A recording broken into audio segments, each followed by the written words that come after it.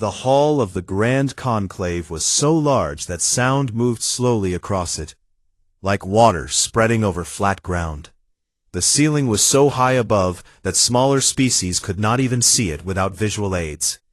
The walls were made of a pale stone that had been cut and shaped by machines older than most of the civilizations sitting inside. Every seat in that hall was filled. Every eye, lens, sensor, and nerve cluster was turned toward the center platform, where two figures stood far apart from each other. On one side stood the Vreth delegation, 7 of them, all tall and dressed in deep red robes that swept the floor. Their skin was the color of old copper, and their eyes were wide and golden. The Vreth were the most powerful military species in the Conclave. They had won 31 wars in the past 200 years, and they had never once lost a formal negotiation. They stood with their chins raised and their shoulders back, because they had no reason to stand any other way. On the other side stood one human.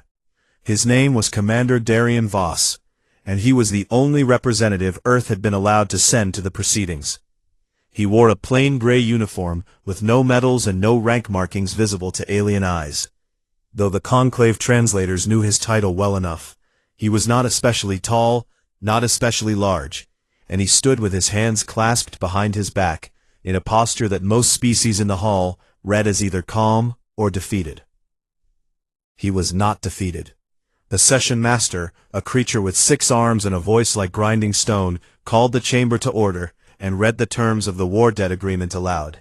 Humanity had come to the stars too late. They had built their first jump-capable ships only 40 years ago, and in that time they had made many mistakes, including a territorial crossing of Vreth-claimed space that the Vreth had treated as an act of war. The settlement had taken years to negotiate, and this moment was the final step of that settlement. The Vreth first speaker, a male named Gareth Vell, stepped forward and let his voice fill the chamber without any assistance. The terms were agreed, he said, in the trade language that all Conclave species shared, and the human delegation has come to receive the final mercy clause of the agreement, as is their right under Conclave law. The clause states that unclaimed tribute property may be returned to the debtor species at no additional cost. We have decided to exercise this clause today.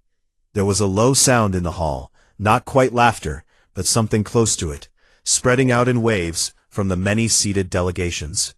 The mercy clause was a very old rule, originally written to allow conquered peoples to reclaim objects of religious importance from victorious armies. Over the centuries, it had been used mostly as a humiliation tool, a way for powerful species to show just how little they valued something by handing it back with a smile.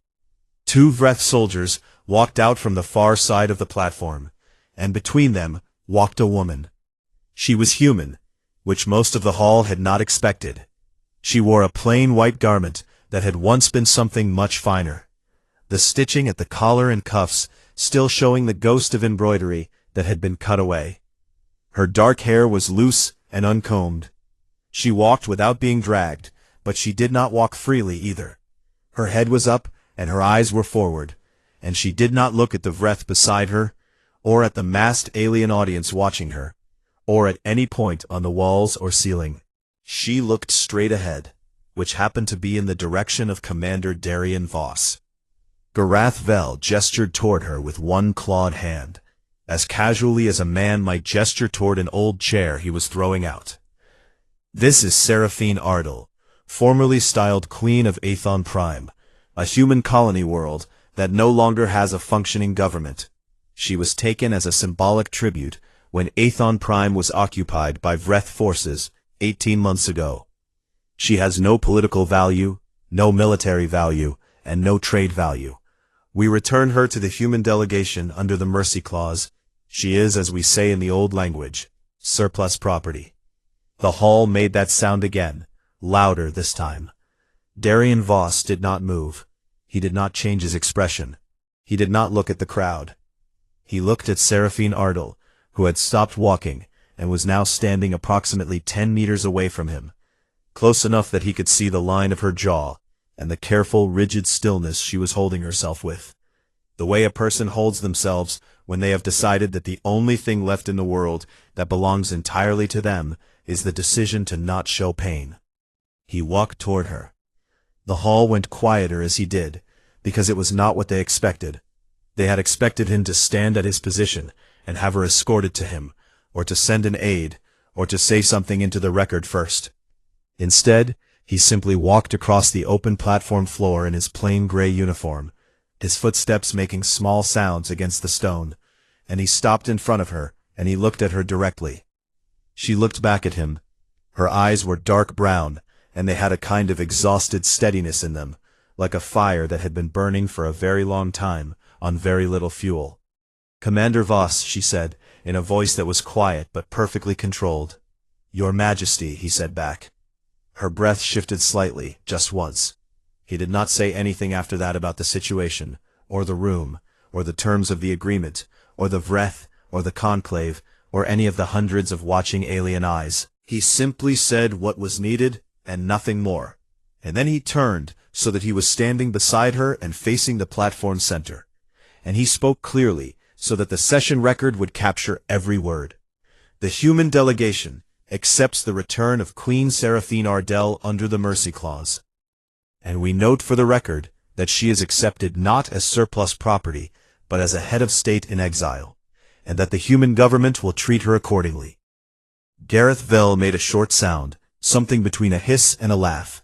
"You are a colony species with no seat on the main council, no military fleet, and one representative in this hall, and you speak of governments and protocol as though any of it matters. A head of state needs a state, Commander. You might want to look behind you before you use words that large." There was real laughter in the hall now, from many different species making many different sounds. Darien turned and looked at Gareth Vell for a long moment. His face did not change. His voice did not change. "Thank you for the advice," he said, and that was all he said. He walked with Seraphine Ardell off the platform and through the side corridor that led away from the chamber, and the session moved on to other business, and the conclave did not think much more about the humans that day. The ship that carried Seraphine Ardell to Earth was not a warship, and not a diplomatic vessel, and not anything she had a name for. It was called the Keswick, and it was a mid-range transit ship that moved cargo and passengers between human settlements in a quiet, reliable way.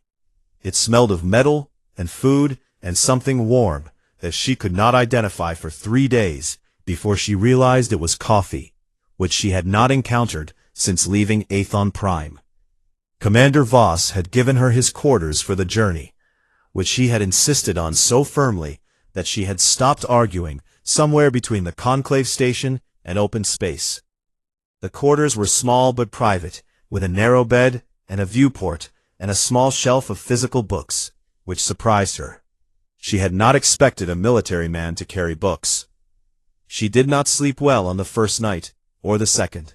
She lay on the narrow bed and she listened to the ship, and she waited for something to go wrong, because in her experience, when things seemed to improve suddenly, it was usually because someone was about to ask for something in return.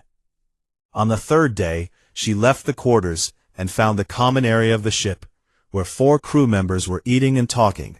They stopped when she came in, but not in the way she had become used to, not with the cold stillness of people deciding how to handle a political object. They stopped in the way people stop when someone new walks into a room, and they are not sure if the person wants company or quiet. A young crew member with a round face and a bright red jacket pushed back her chair and said, very simply and without ceremony, that there was coffee if she wanted it, and food if she was hungry, and that she was welcome to sit or go back to her room, and no one would mind either way. Seraphine sat. She did not talk much that day, and the crew did not push her to. They talked around her about ship business, and about a sports result back on Earth that seemed to be causing great argument, and about whether the heating unit in Storage Bay 3 was going to fail before they reached port. She sat and drank coffee and listened to them argue about normal things, and something in her chest that had been locked tight for 18 months shifted slightly. She met Commander Voss in the corridor on the 4th day. He was carrying a report in one hand and a cup in the other, and he stopped when he saw her, and asked how she was sleeping. She told him the truth, which was not well. He nodded as though this was not a surprising answer, and said that the ship doctor could offer something to help if she wanted, and that she was not obligated to want it. And then he asked, carefully and without any sense of pressure, whether she would be willing at some point during the journey to sit down with him and answer some questions about Ethan Prime. She asked him what kind of questions. He said, the kind that would help us understand what was destroyed and what might still be saved. She looked at him for a moment. You are talking about rebuilding, she said. I am talking about starting to think about the possibility of rebuilding, he said, which is a much earlier step, but you have to start somewhere. She agreed to the meeting, and they met twice more before the ship reached Earth. Earth was nothing like what she had expected, and also exactly what she had expected, which is a paradox that only makes sense if you understand that she had heard of Earth her whole life, and had built a picture of it in her imagination that was both accurate in its general outline and completely wrong in every small detail. The oceans were larger than she had pictured. The air smelled different. The sky in the northern city where the ship landed was a very specific shade of pale blue that she had never seen on Ethan Prime, which had a slightly heavier atmosphere and a sky that leaned toward gray-green at the edges.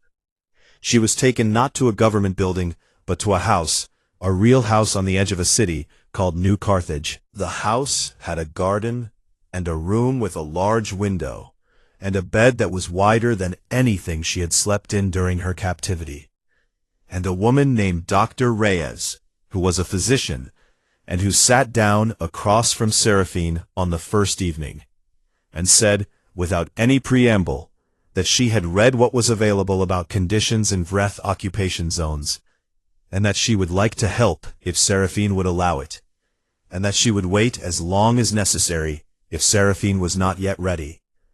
Seraphine was not yet ready, but she was ready enough. The first weeks were quiet ones. She healed from things she had not known she was still carrying. Dr. Reyes was patient and direct in equal measure, which Seraphine found easier to trust than gentleness alone. The human government sent a liaison, a quiet older man named Hector, who asked her questions about Aethon Prime's governance structures and its population and its culture, and who wrote everything down with a care that made it feel like the information was being kept rather than filed away and forgotten. One afternoon, sitting in the garden of the house, she asked Hector why he was writing all of it down so carefully. He looked up from his notes and said that the record of Aethon Prime's government would form the foundation of its legal sovereignty claim. She stared at him. He said it again, in different words, that humanity intended to file a formal claim with the Conclave Legal Division on behalf of Aethon Prime's government in exile, and that the claim would require documentation of the legitimate government structure and history and continuation, and that she was that government, and her memory and her words were therefore the most important legal documents in the process. She was quiet for a long time after he said that. She asked him, "What do you get from this?" He tilted his head slightly and said in a tone that suggested the question had genuinely surprised him, "A neighbor." That evening she sat at the window of her room, and she watched the sun go down over the water, and she tried to find the trick in it, because there was always a trick, because that was how the galaxy worked. You gave something, and you expected something greater in return, and she had been an object in a game played by large powers for long enough that she was very good at finding the trick. She could not find one. A girl from the neighboring house came to the garden gate one afternoon, a child of perhaps 8 years, with a drawing in her hand. She pushed it through the gap in the gate, and said very seriously that she had heard there was a queen staying next door, and that she had drawn the twin moons of Aethon Prime, because her mother had described them, and she thought a queen from another world might want a picture of home. The moons were purple and orange, which they were not in reality, but the child had drawn them with a great deal of care, and had written along the bottom, in large, unsteady letters, "For the Queen, so you remember." Seraphine held the drawing in both hands, and she looked at it for a long time, and then for the first time in 18 months, She wept.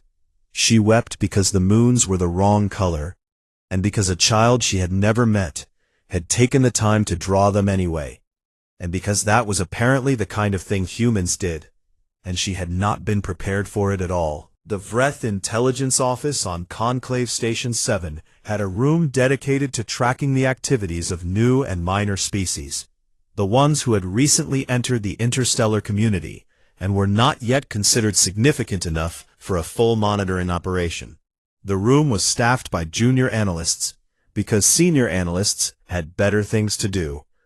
The human file sat in that room for 12 years, and in all that time it generated a total of 11 formal reports, none of which were read by anyone above the rank of mid-level reviewer. The 11th report was different from the first 10, but the analyst who filed it did not know that yet. In the third year after Seraphine Ardell arrived on Earth, a Vreth monitoring station near the edge of human space logged an unusual energy signature from a human vessel. The ship was traveling at a speed that exceeded anything in the human technical profile by a significant margin. The analyst on duty noted it in the log, ran a check against known human propulsion systems, found no match, and filed it under the category of possible sensor error. This was a reasonable conclusion based on the available information. It was also wrong.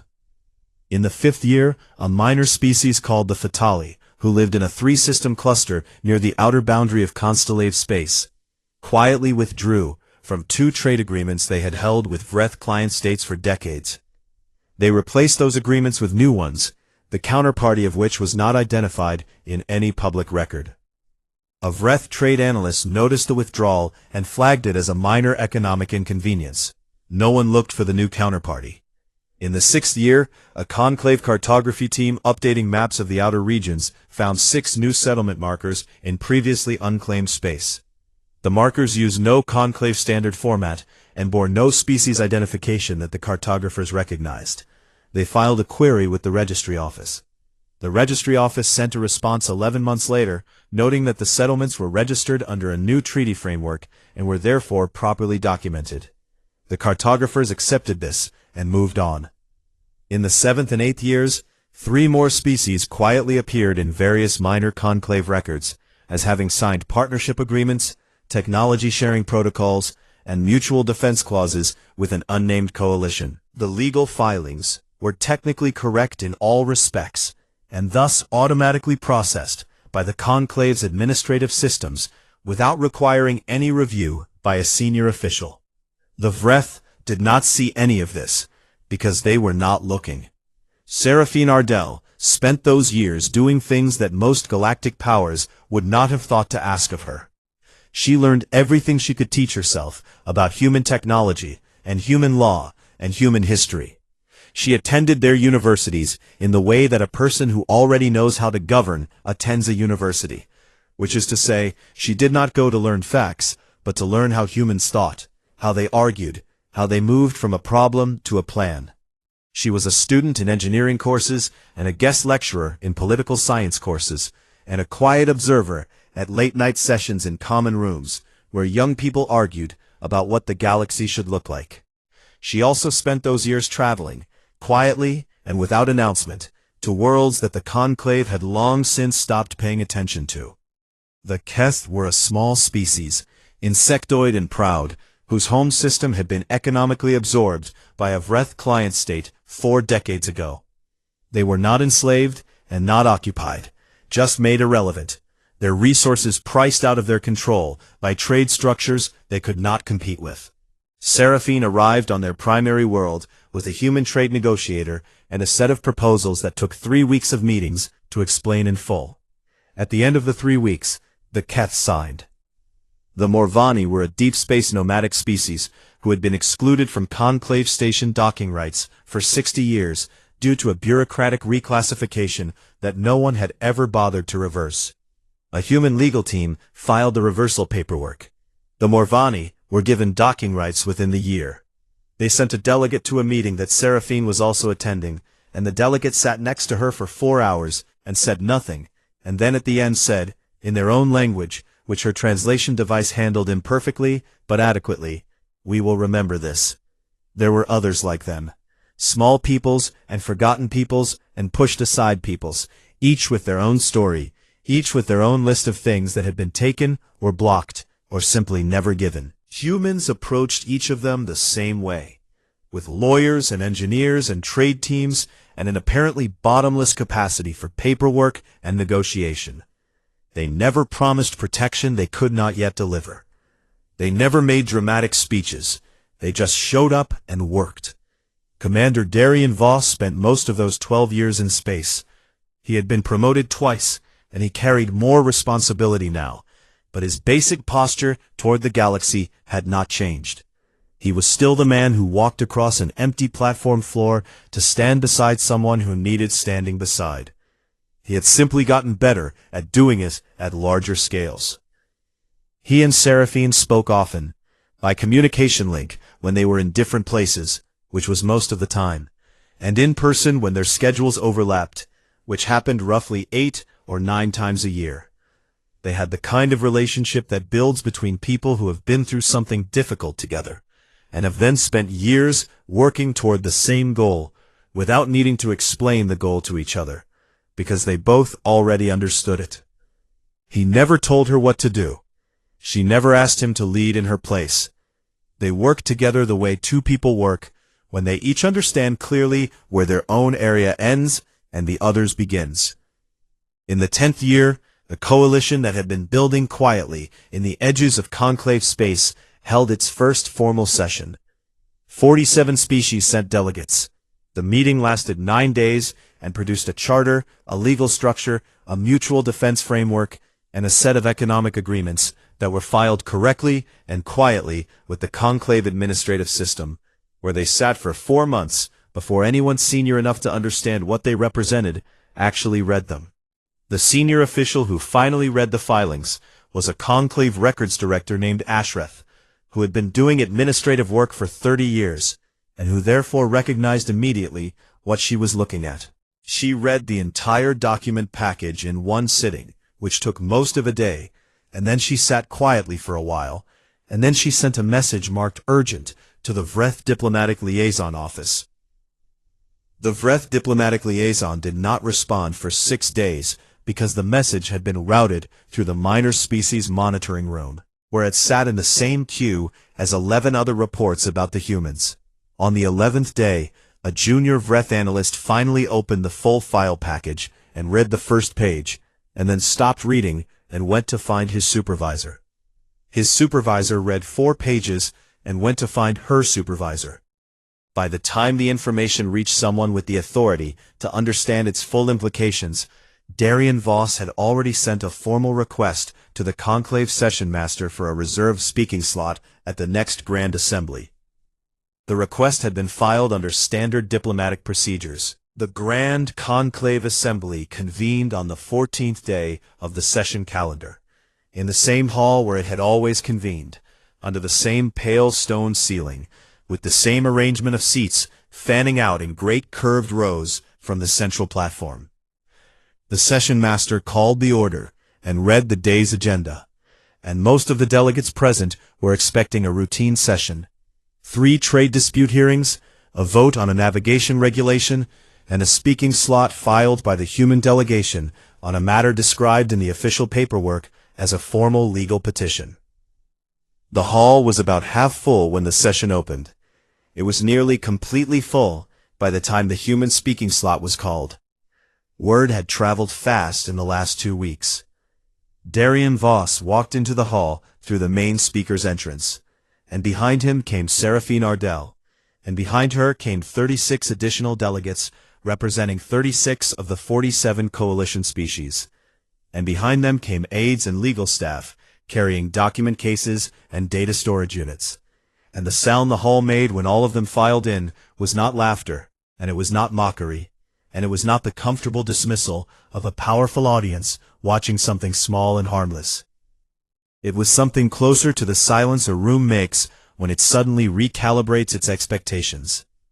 Seraphine Ardell wore a deep blue robe with silver at the collar and cuffs, tailored to her exactly in the formal style of Athen Prime's preoccupation court. Her hair was arranged as it would have been at a state ceremony. The crown she wore was not the original crown, which the Vreth had melted down. It was a new one, made by human craftspeople in consultation with historical records she had described from memory. And it sat on her head with the calm authority of something that had always belonged there. She did not look at the Vreth delegation. Not yet. Darien approached the speaker's position and waited for the session master to confirm his right to the floor. And when confirmation came, he did not raise his voice, and he did not use dramatic language, and he did not begin with a grand historical statement. He simply began. The human-led coalition of outer peoples files today a formal legal package with the conclave of 47 member species representing a combined population of approximately 900 billion individuals. The package contains 5 elements. A sovereignty restoration claim for Aethon Prime under conclave territorial law. A formal war crimes testimony collection covering 211 years of Vreth occupation practices across 14 worlds. A proposed amendment to the conclave charter abolishing the tribute and offering system. A set of economic partnership agreements restructuring 38 existing trade relationships, and a mutual defense declaration covering all coalition member worlds. The hall was completely silent. He set a hand copy of the document package on the speaker's platform. One of his aides carried copies to the session master and to the conclave legal desk. The rest were distributed to every delegation present. The Vreth delegation sat in their traditional section of the hall, all in deep red, all very still. The first speaker was a different one from 12 years ago, a woman named Vreth Commander Selavor, who had risen through the military ranks and was known for her composure under pressure. She was demonstrating that composure now, though the people immediately around her could see that her claw hands were pressed flat against her legs, with slightly more force than was natural.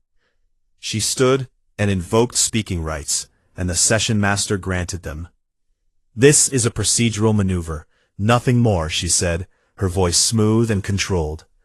"A collection of minor species has filed paperwork, which the conclave will review according to standard timelines, which are long. The human delegation has theater here, but not substance. They are still what they were 12 years ago, a young species with no seat on the main council, no recognized fleet, and no meaningful leverage." She paused and looked at Darien directly. "You were given a broken queen and a consolation clause. You might have grown somewhat in the years since, but growth and power are not the same thing. You are still small, Commander. You might want to remember that." Darien looked back at her with the same expression he had worn in this hall 12 years ago, and when he spoke to the full assembly, not just to her. The coalition controls 62% of the supply routes into the outer stations, which serve 11 Vreth client territories, 40% of rare mineral access across the boundary sectors, and has mutual defense agreements with 8 species currently recognized as full conclave members. The economic restructuring agreements already in force have been operating for between 3 and 7 years, which means the coalition is not a proposal, it is a functioning fact. He turned to look at the Vreth section directly for just a moment. "You gave us a queen. You said she was surplus property. You said she had no value. We took her home and we listened to her, and we worked alongside her for 12 years, and she built something with us that is now standing in this hall, in the form of 47 delegations, and 900 billion people who would like their legal rights recognized." He paused and then said the thing he had been waiting 12 years to say, and he said it quietly, which made it carry further than shouting would have. "What does that make us, if she was worthless?" No one in the hall answered that. Seraphine stepped forward then, and the session master acknowledged her as the recognized head of government of Aethon, Prime in exile, which was itself a significant moment, because it was the first time the conclave had ever used that title for her. And she stood at the speaker's position, and she looked at the Vreth section for a long moment. And then she spoke in High Vreth, their formal ceremonial language, which she had spent 2 years learning for precisely this. She said, "We come not for revenge but for what is ours, and we will have it through law, because law is the thing that makes the difference between civilization and occupation, and we intend to be the former. and we invite you to choose which you will be." Then she stepped back. There was a long silence, and then the delegate from the Keth stood up in the coalition section and said in the trade language that the Keth supported the petition in full. And then the Morvani delegate stood, and then another, and another, and another, until all 36 coalition delegates were standing, in a hall that had once watched one human walk across an empty floor to stand beside someone who needed standing beside. And the hall understood, in the way that large rooms sometimes understand things all at once, that something had permanently changed. Aethon Prime was not restored all at once, and it was not restored perfectly, and no one who had been there before would have claimed it was the same as it had been. The northern forests that the Vreth had cleared for processing facilities did not grow back in 1 year or 5 years or 10. The river that had run through the capital city's center had been redirected during the occupation and could not simply be set back to its original path, because the original path no longer existed in the same form. The soil in 3 of the main agricultural regions had been depleted in ways that took years of careful work to begin reversing. But it was alive. The restoration project had been running for 6 years by the time the inaugural ceremony took place. And in those 6 years something had happened that the galaxy had not seen before and did not have a good name for. Human terraforming science and Aethon Prime biological knowledge had been combined in a collaboration that was not one species helping another, but 2 bodies of knowledge finding each other and producing something neither could have produced alone. The biosphere they were building was not a copy of the old one. It was related to the old one, descended from it, carrying its memory in the genetic records that Seraphine and other Aethon survivors had preserved and carried with them through years of displacement. The new forests were not the same as the old forests. They were something that grew from Aethon Prime's own seeds and Aethon Prime's own soil, guided and helped and supported by human understanding of how ecosystems rebuild themselves. The trees were the right trees. They smelled right when the wind moved through them. The birds that had been bred in preservation programs across 7 worlds were released in the first year of active restoration, and they found the new forests, and they stayed. On the morning of the inaugural ceremony, the sky over the rebuilt capital was pale gold, which was the color it had always been at dawn on Aethon Prime, because the atmosphere had been carefully brought back to within measurable range of its pre-occupation composition. It was not a perfect match yet.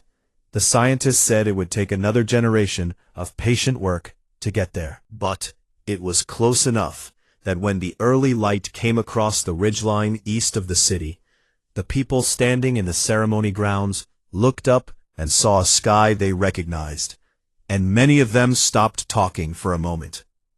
The ceremony itself was attended by delegates from all 47 coalition species, representatives from 14 conclave member states, 3 members of the reformed Conclave Legal Council, and several thousand Aethon Prime citizens who had returned from displacement over the course of the restoration years. There were children in the crowd who had been born off-world and had never seen Aethon Prime before, who had grown up hearing about it and looking at pictures of it, and knowing it as the place they came from without having any personal memory of it. And these children looked around at the sky and the trees and the rebuilt streets with an expression that had no simple name. Seraphine stood at the front of the ceremony grounds and spoke for 20 minutes, and what she said was recorded and translated into 200 languages and broadcast across the coalition network and beyond.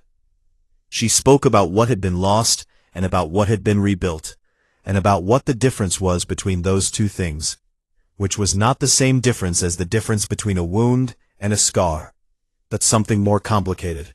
Something more like the difference between a story that ended badly and a story that found a way to keep going.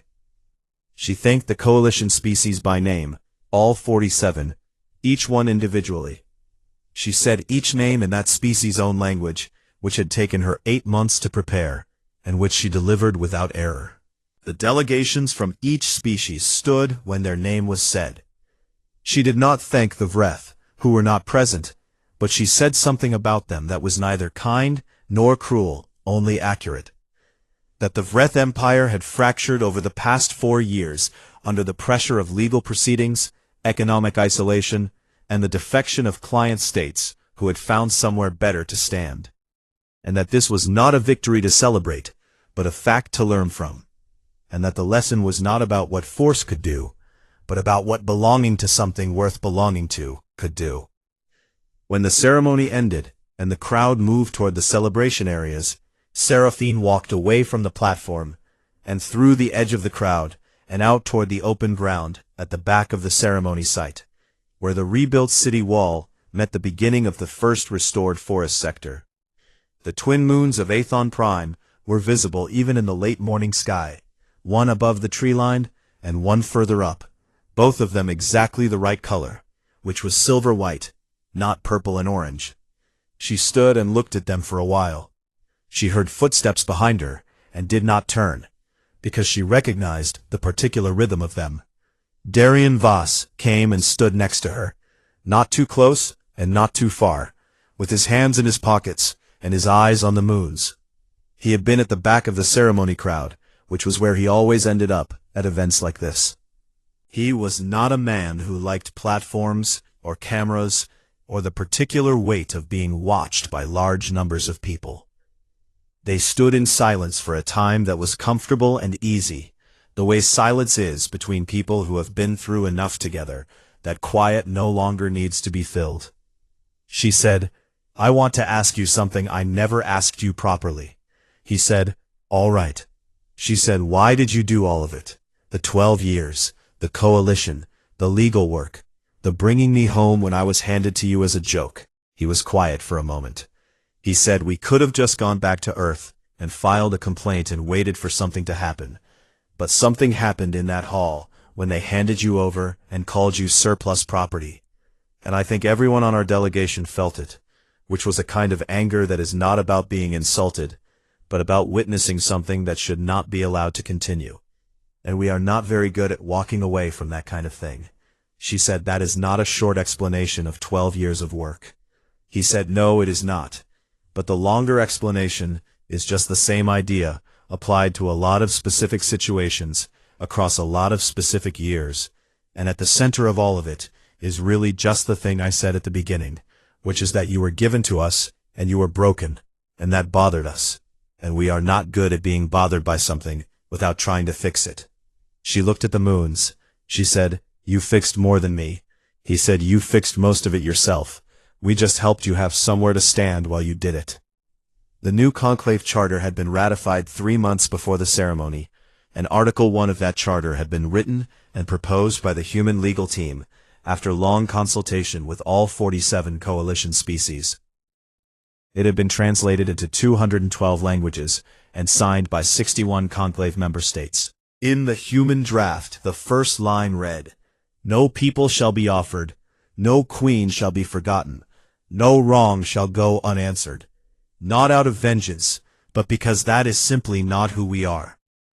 Every species that signed the charter signed it in their own language, and in every language the meaning was the same, and in every translation the same thing was true at the center of it, that someone had decided, a long time ago, that a person handed over as a joke was worth standing beside, and that one decision had grown outward across 12 years into a forest as wide as the sky above Aethon Prime.